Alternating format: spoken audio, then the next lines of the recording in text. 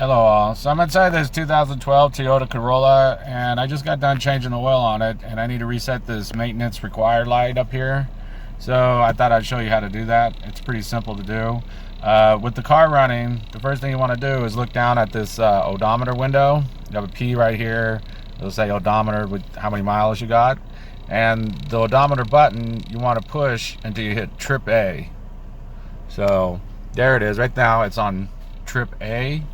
And we're going to go ahead and shut the ignition off completely. Let it sit off. And now I'm going to have to hold the button and put it into the on position. So I'm not sure if I'm going to be able to do this with one hand. But basically I need to hold the speedometer button and turn the ignition on into the on position without starting the engine. So let me see how I could do this. So I'm gonna go ahead and hold the button. So I'm going to go ahead and hold the button here. I'm going to go ahead and turn the ignition to the on position without starting it. And while it's flashing there, it's going to go to all zeros like that. And then I'm going to let go. As soon as I let go, I'm going to go ahead and turn the ignition off one more time. And now I'm going to start it. And as you can see, the engine light went off.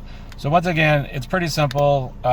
You know, if you mess up the first time, just redo it. But the basic step is with the engine on, push the button right here until it's on Trip A. And then turn the ignition all the way off so the car is all the way off. With the engine off, hold the button and turn it to the on position, but don't turn the engine on. Keep holding it until it goes all zero, so like 1-2 seconds. And then turn the ignition off. And then you can let go of everything and restart the car, and the maintenance required light will be turned off. I'll write a written post and put it below this video if you need to know the steps. It's pretty simple, but that's basically it.